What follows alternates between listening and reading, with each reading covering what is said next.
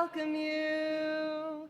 Wherever you come from, we welcome you. Whomever you love, we welcome you. Whoever you are, we welcome you. Wherever you come from, we welcome you. Whomever you love, we welcome you. Everybody, how is everybody today? Come on, let's get some energy going. All right. I'm Susan Rogers. I'm president of this congregation, if you haven't seen me before, and I'll be presenting today's service. So thank you to Tina Jones and Ash Moon and Bob Price for providing technical assistance, and for Sophia Singleton, who is leading our music today. Yay! So please be aware that we do record the service, but we turn off the recording during the joys and concerns for privacy's sake. So here at Maumee Valley Unitarian Universalist Congregation, our goal is to provide a welcoming space for people to come together, to experience religious freedom, to find a community, to grow spiritually, and explore ways to make a difference in the lives of others. We draw from a wide variety of resources to provide stimulating and meaningful Sunday services. So visitors, if you would like to start receiving our weekly email newsletter so that you know what's going on at MVUUC, there is a little blue card in the seat back pockets there. You just fill this card out and then put it on the greeters table, and we'll add you to the list. We also provide envelopes in the seat back pockets for those who want to use them for the offertory. So remember to write your name on it if you want the tax credit for your contribution. So please take a moment to greet the neighbors around you.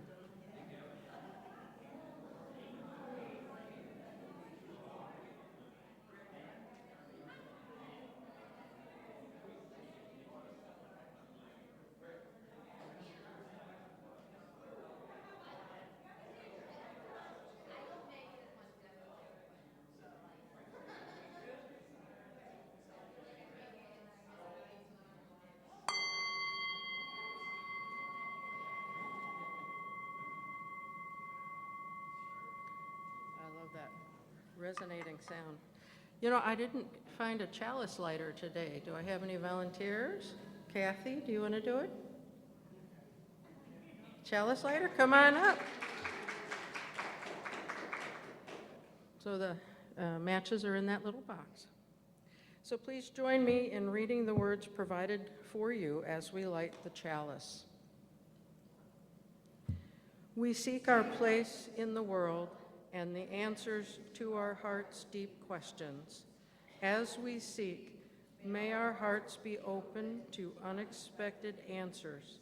May the light of our chalice remind us that this is a community of warmth, of wisdom, and welcoming of multiple truths. Thank you very much. Let me add her name there to the list so that we remember. Now is the time for sharing of joys and concerns. So Tina, please stop the recording. At MVUUC, we use the element of stone.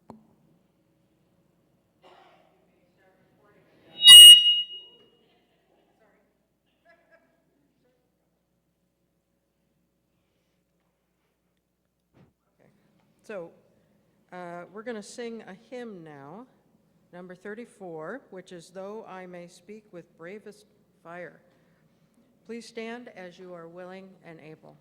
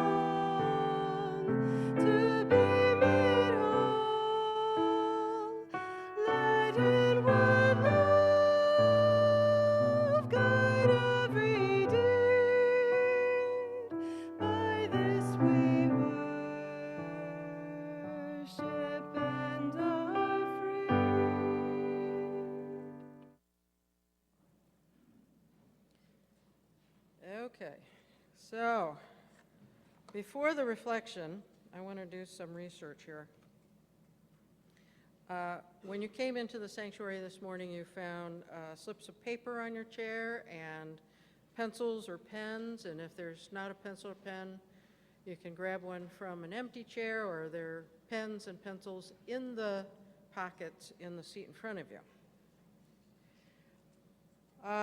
And is there anybody who doesn't have a pen or pencil or a piece of paper? Raise your hand. Okay, good. Everybody has one. So on the paper, I want you to write down the numbers 1 through 5. 1, 2, 3, 4, 5. And we shall test our psychic abilities. So I'm going to be shuffling this deck, and then I'm going to be randomly selecting cards, 5 cards. And I want you to write down the first thing that comes into your mind in terms of color. It's either black or red, or suit. Maybe the suit comes to you, or the number, or the face on the card. Don't overthink it. Just write down the first thing you think, okay? So here we go. Spread this out. Here is the first card. I'm going to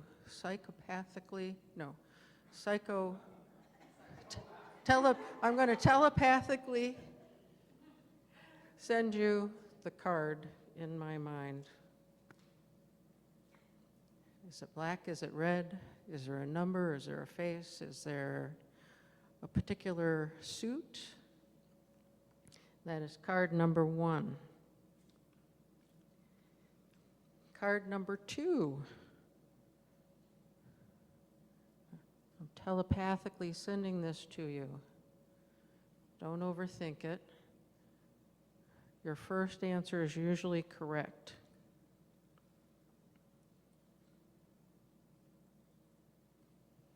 Card 3. Ooh.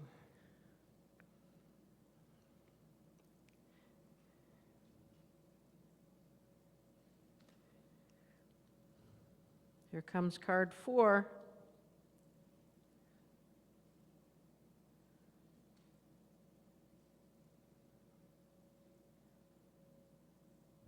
Yeah, Phil got it. I sent it to him. All right, last card.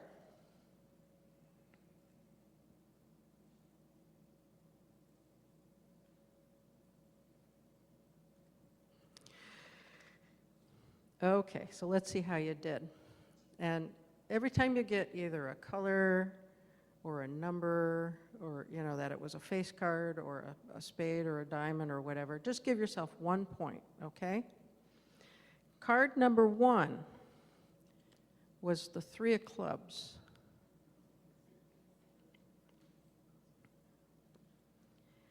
Card number 2, 3 of diamonds.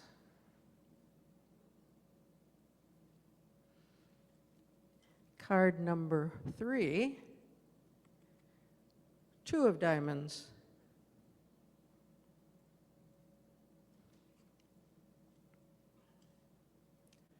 Card number 4, Ace of spades. Yeah, there's a stirring. That's good. And finally, card number 5, 9 of clubs. Okay, so let's see who had the highest number. Raise your hand if you got more than 10 points. How many? If I had ace of spades at a different number, does that still count? No. Did anybody get like 5 points? 5 points? No. Oh, okay. Okay. Color or suit or number? You had 7? Awesome.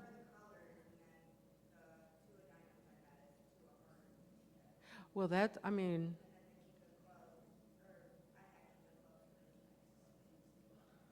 that's awesome. I mean, but see, that even being close to can sometimes mean, that's exciting.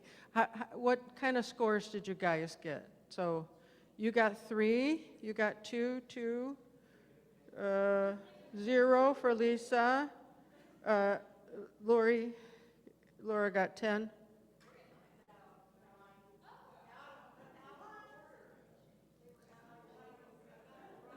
You got them right, but they're out of order. So you, okay. Interesting result. And you got 4. That's awesome. And 3 back there? And 2 back here? Okay. And Kevin, what'd you get? 4. Okay. The scientist got a 4. And you got 5. And you got 6. And 3. And none. I sent you that card. I sent it right to you. Okay. Awesome. So I realize, let me put this back.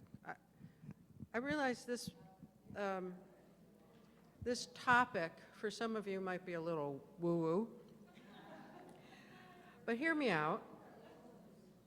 So I believe this whole psychic thing, is kind of part of that interdependent web that we talk about of all existence. That is part of this shared UU value that we call interdependence. I ask you, is there a plane of existence that we can't see, or a dimension, or an ether, or something, where all knowledge resides and information is shared when we connect to it? I believe that something does exist, and in a moment I'll tell you why.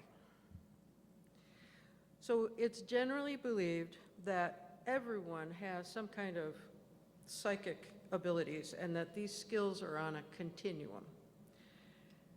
Scientists and skeptics would say that it's just heightened intuition from the brain's ability to absorb and process a lot of data that we are not consciously aware of,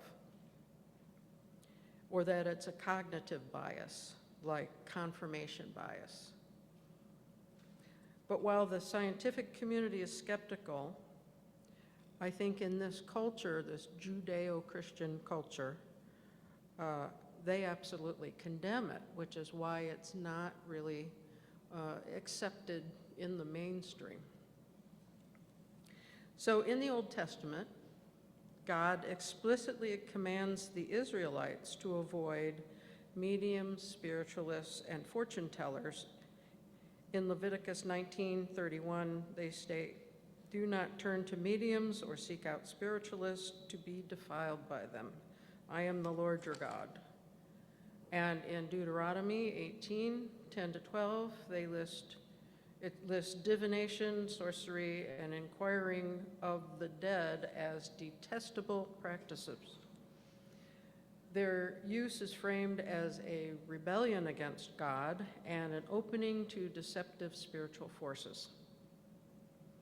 "There shall not be found among you anyone who makes his son or daughter pass through fire," which refers to child sacrifice that some groups were doing, "who uses divination, like tarot cards, tea leaves, casting runes, one who practices witchcraft, which can include astrology, horoscopes, and superstitions, or one who interprets omens, or a sorcerer, or one who casts a spell, or a medium, or a spiritualist, or one who calls up the dead, such as seances and channeling.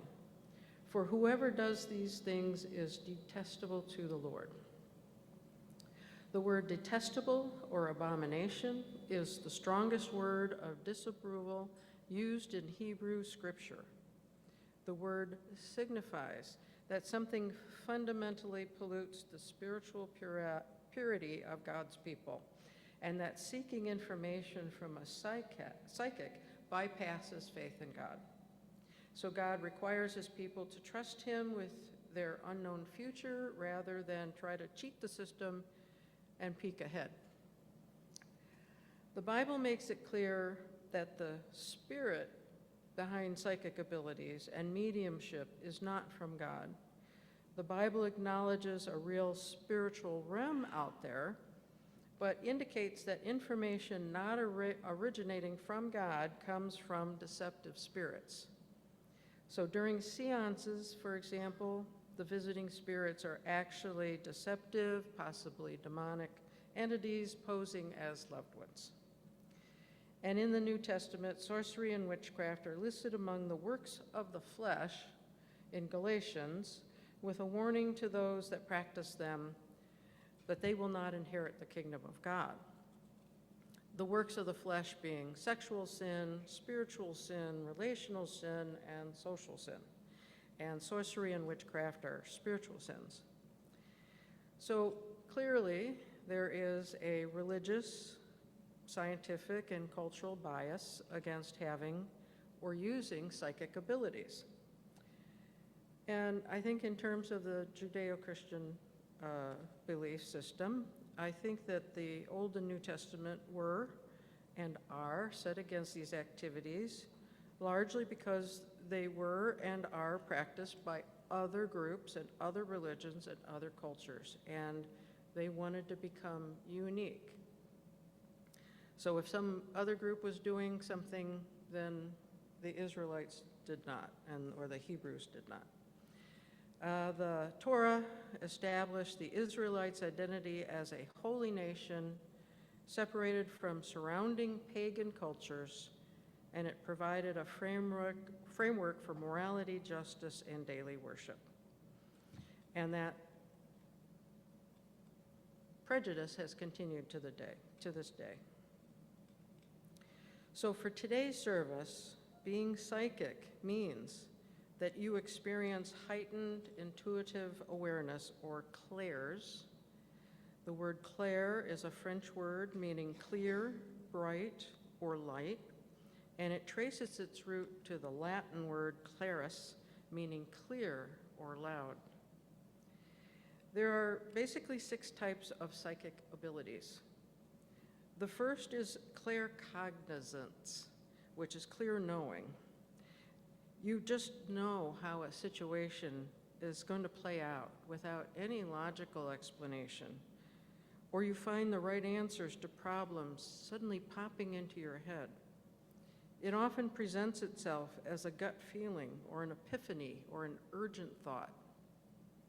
Again, is this because your brain is taking in and sifting through data and communicating the results to you without revealing to you the process? Or is there something else going on? Clairvoyance is clear seeing. Now in this case, it's the ability to receive visual, intuitive information. So for example, it can manifest itself as mental images of something happening, or it's symbols, flashes of color, or the mind's eye vision of events, people, or places that are removed in time or distance. Clairaudience is clear hearing. It's the ability to perceive sounds, voices, or messages that do not come from the physical world. You may hear someone call your name, or when no one is there, and people with this gift might hear a voice speaking to them, ringing in the ears, or receiving guidance from a song that gets stuck in your head. Like you're down, and suddenly this one song just keeps playing over and over in your head, and it's like the universe is trying to tell you, hey, chin up. Clairsalience is clear smelling, smelling a fragrance or odor, such as a perfume or smoke, that has no physical source in your immediate environment. Clairgustance is clear tasting, tasting a specific flavor on your tongue without physically consuming the substance. Clairtangency is touch, the ability to receive intuitive information, history, and energetic imprints by touching or holding a physical object. And finally, there is clairsentience, clear feeling or extreme empathy. You instantly pick up on the energy, moods, or physical pains of the people around you. You feel drained in crowded places. So if you would go to the next slide, please. This is our list. So I would like to share with you this morning 3 examples of things that have happened to me in the past that raised my interest in my own psychic abilities, and which led me to believe that there might be something beyond our understanding. So first story is this. Back in college, I'm in my senior year at Central Michigan University, and I wake up in the middle of the night in my dorm, and I'm afraid that my mother is in danger from fire. Specifically, I'm thinking rags near a furnace. So even though it was the middle of the night, literally like 2 o'clock in the morning, I called my home back in Livonia and woke up my parents and asked my mother to go downstairs to check the furnace in the basement. And she did, and nothing was wrong. But the next day, I went to classes and I forgot all about the incident. And when I came home in the afternoon, my mom called. She told me that the office where she worked had a fire the previous night, and that the cause was combustible material left near the office's furnace. And then the second story is, I was living in St. Louis, and I had living with my college roommate, and we were driving to Lambert Airport to pick up a friend who was flying in, and my roommate, Linda, she was driving, and I was sitting in the passenger seat. And as we drove down the highway, my mind, I had this insistent thought of turning around, taking a pillow from the back seat and putting it up next to my head. And it was such a strong and persistent thought that I finally went through with it. And moments later, it started to sprinkle rain, and the highway became very slick. And a driver in the car next to ours hit her brake to avoid colliding with the car in front of her, and her car slid to the left, slamming into our passenger door. And I recall watching the glass from the passenger door flying across in front of my face, but a few feet in front of my face, because there was a pillow in the way that protected the side of my face from the glass. And finally, years later, this is my third story. And I want you to think about yours, so I'm going to ask you to share in a moment. I was working in Ann Arbor, and I had an apartment in Plymouth, Michigan, which was about 20 miles away. And I started to get this strong, persistent feeling again, this voice in my head that said that my little 3-door Honda Civic didn't feel safe anymore. I realized how small it was, this voice said. It's small, you know? If something came along and hit it, boy, you'd be in the losing car. And the feeling got so strong that I finally talked to my dad about it. And I talked to him about getting another car, you know, for safety reasons. I realized how small my car was. So he had a friend that had a used 1977 Pontiac Bonneville, which was basically a tank on wheels. It was like, I looked like one of those little old ladies, you know. But I purchased it, and I felt safer driving it. But, you know, it was really huge, and it was really difficult moving it around the streets of Ann Arbor. And as it turned out, the size didn't matter, because I only had the car for 1 week. So on September 6, 1985, I was driving home from work to Plymouth, and I stopped at a traffic light on Plymouth Road where Ann Arbor Road and Ann Arbor Trail split. And it was a red light.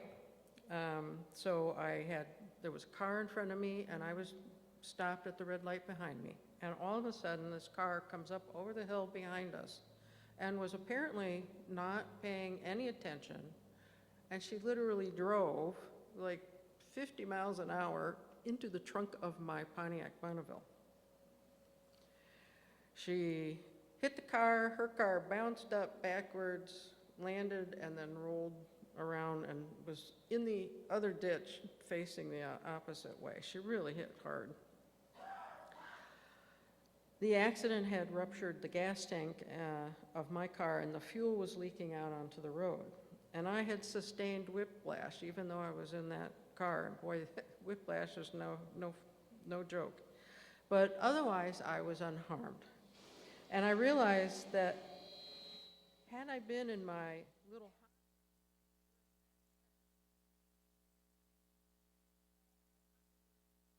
injured or lost my life. I went back to driving my little Honda, and I felt perfectly safe. And I drove it again for many, many years. So those are my stories, and I believe that they are examples of claircognizance. And I know I'm not alone. I am certain that there are fellow congregants that have similar stories or events. And so I invite you now to raise your hand to share your experiences. In the interest of time, please be concise. Okay. What do you got, girl? I think this happens to all of us. You think of an old friend, and you find out that they have passed away. You think of somebody you haven't seen in years, and then it's just sort of odd. It's happened multiple times. Yeah. The person suddenly pops into your head, and then you get news of them within like a day or so. Yeah. Yes? Hi from the Lions UU Church. I'm so tuned into this. So my mother-in-law years ago, she lived in Florida, and she called and she said, "You'll never guess what I saw today." "An elephant standing in the field," I said. "Why, that's right." The circus was in town, and the elephant was let out of whatever enclosure to be. What are the odds of that one? And then a brief other one happened at our church. First Sunday in January, we were doing our Word of the Year, and we'd had some guided reflections and so on, and we were all very privately writing down our word. People were sharing. It was either like, growth or learning or, And I was about to say mine when my granddaughter, who's 6, was so proud she held up hers, and it was the same as mine. We both put shine with a big sunshine. It was so great. Very cool. Yeah. How can you explain? Awesome. I remember a time when I didn't listen to that voice, and Rick and I were going to a restaurant, and it was right after a snow, and we lived in Ypsilanti, and we were driving, and there was a lot of traffic out, even though the streets were icy. And so you could say that, of course, this is intuitive. If you're probably going to have an accident if the road is icy and there's a lot of traffic. But I remember being in the passenger seat thinking, we should pull over, just for a minute. And I didn't voice it, and sure enough, a few minutes later, we were in an accident and, damaged our car. So, all right, Tina.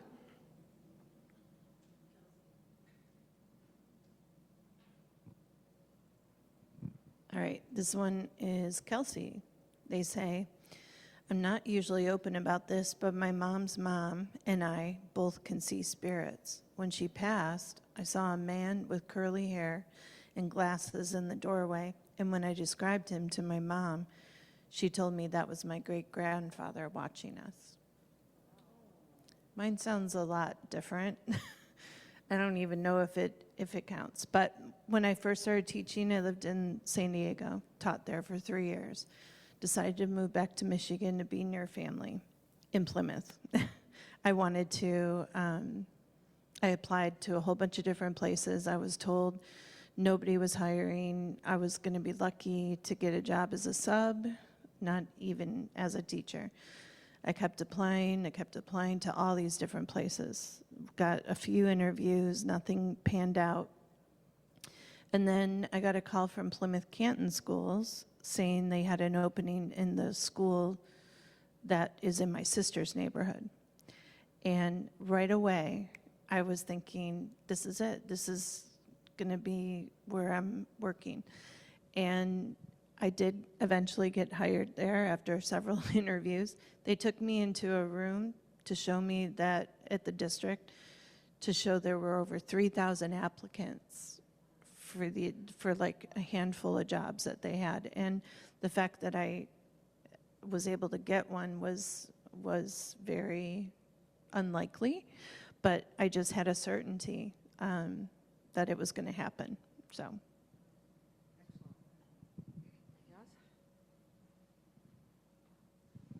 So I don't have as specific stories as you do, but I've always Tina, can you hear me? been overwhelmed by going into certain places. This is Melanie, Tina. And I know this is going to sound a little bit morbid, but I've had many, many, many circumstances where I've lost a friend or a family member, and I knew way before I actually had somebody tell me. So, Yes, we can hear you. Sorry, it took a minute. oh, sorry. With some of my closest people and in the job I do, like I always have to be consciously like breathing and of my own energy, because sometimes I feel like I know what people are feeling, or like can be taken over by somebody who's experiencing. When she's done, if you can repeat what I tell you, I can tell them a story. Sure. Like a certain way. I can't quite express it. So I really identify with the clear feeling, the clairsentience. And it's really, being empathic, it's really draining. And you don't even know why sometimes, and then you go, oh, wait, okay, I think I understand. Okay, Tina, you got another online one? Yep, I'm going to be repeating Melanie? what Melanie's saying. Okay, go I ahead. had a client She had a client who had pain in her legs. who had pain in her And legs. She'd had Reiki before, so she had heard of me and came to me. She had had Reiki before. She had heard of Melanie and came to see her. I heard 5 sessions. She needed 5 sessions. She needed 5 sessions. That's what I heard in my ear, not from her. Oh, that's what she heard in her own head. She needs 5 sessions. On the 5th session, I heard again, stay, on her leg, stay, stay, stay. On the 5th session, Melanie heard in her head, stay on her leg, stay, stay. I had never stayed a whole session on one place. She had never before stayed a whole session on one place. The woman got up from the table and said, I don't have pain anymore. The woman got up from the table and said, I don't have pain anymore. That's cool. Thanks, Melanie. And that's a good example of following that little voice in your head, because it's like something is telling you how to approach a situation. Anybody else? Yeah, okay.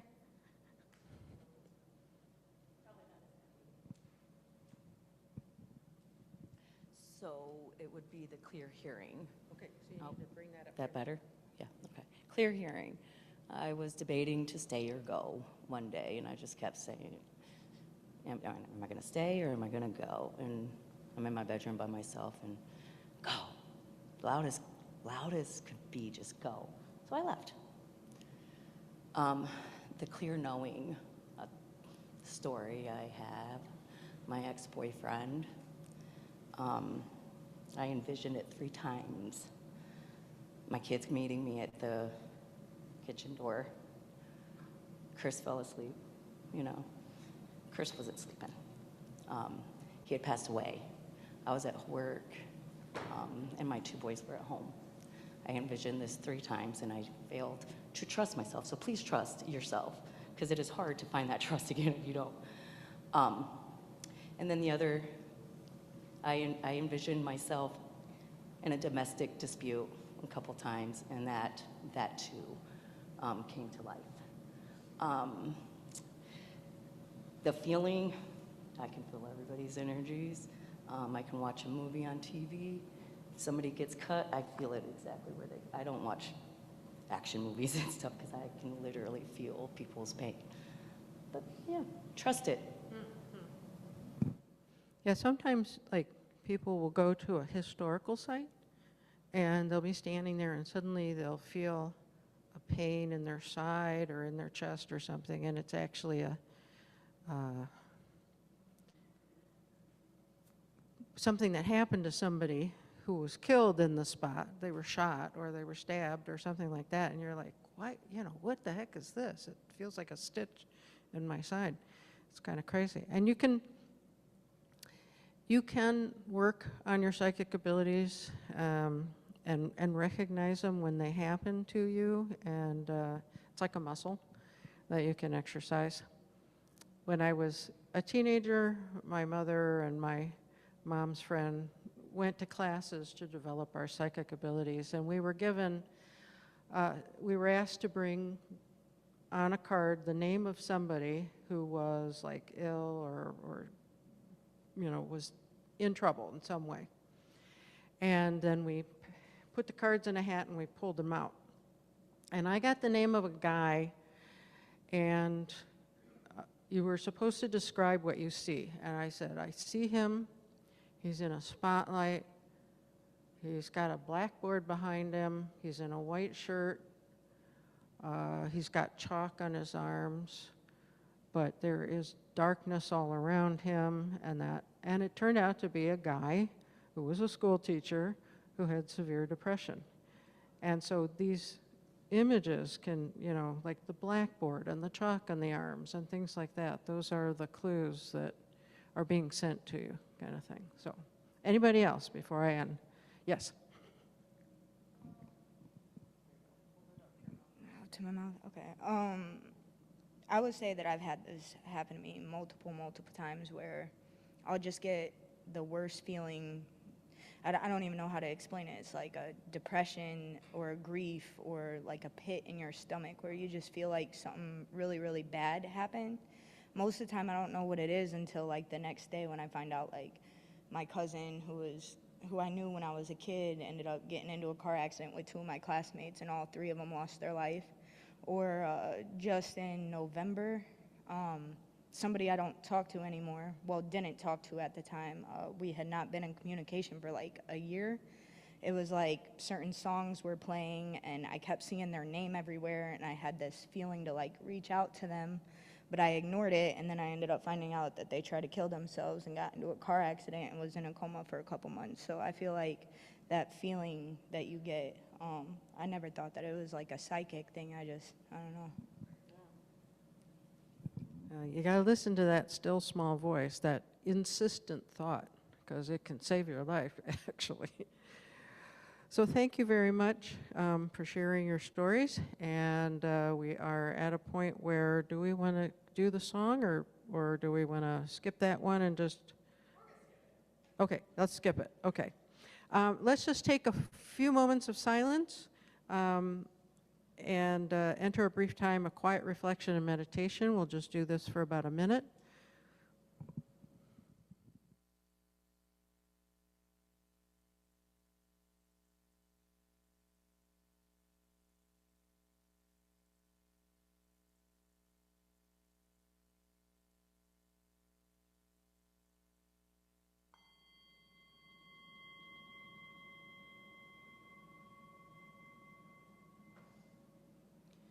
So now let there be an offering to sustain and strengthen this church which is important to so many of us. We gratefully dedicate this offering to the good of the church, the wider community, and the world. If you make automatic payments, you can use the yellow card and put it in the basket to indicate that. If you want today's contribution to count towards your annual pledge, make sure you put it in an envelope with your name on it on the front so that we know who to credit it to. Thank you.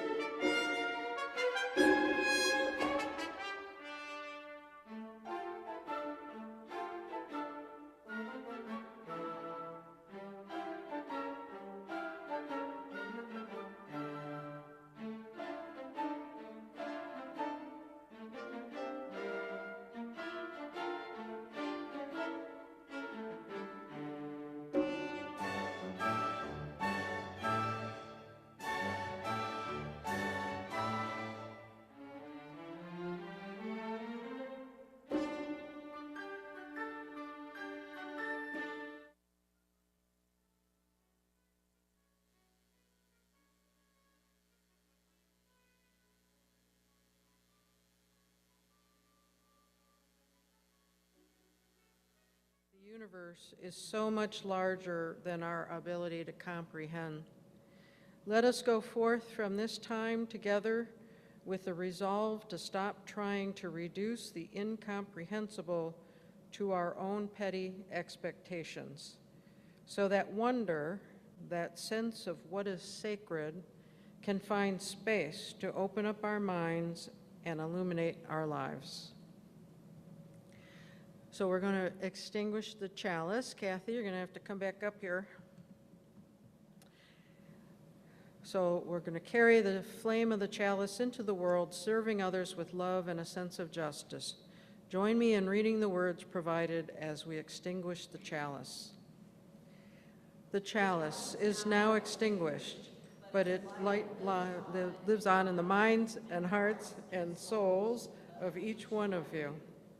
Carry that flame with you as you leave this place and share it with those you know, with those you love, and most especially with those you have yet to meet.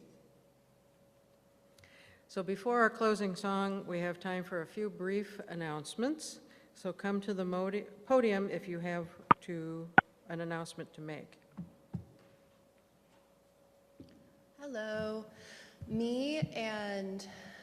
Myself and Megan Rancier next week will be leading a flower communion for the church.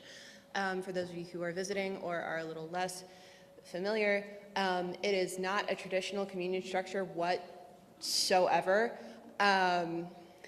but we offer a couple of secular communions as part of our faith tradition, and this one is more done in the spring when flowers are like actively in bloom, but we decided to throw it in the middle of summer, because why not?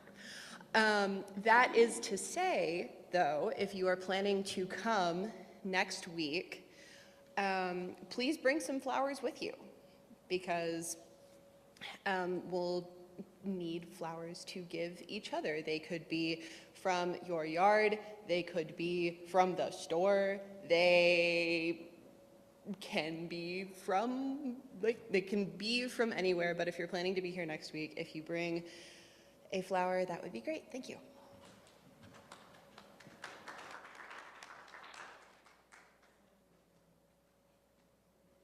I'll just repeat my announcement from last week. I think there is still some opportunity for kids to enroll in the Camp Emberwood summer camp in August. So if you'd like to do so, reach out to Noelle McClooney, or see the newsletter.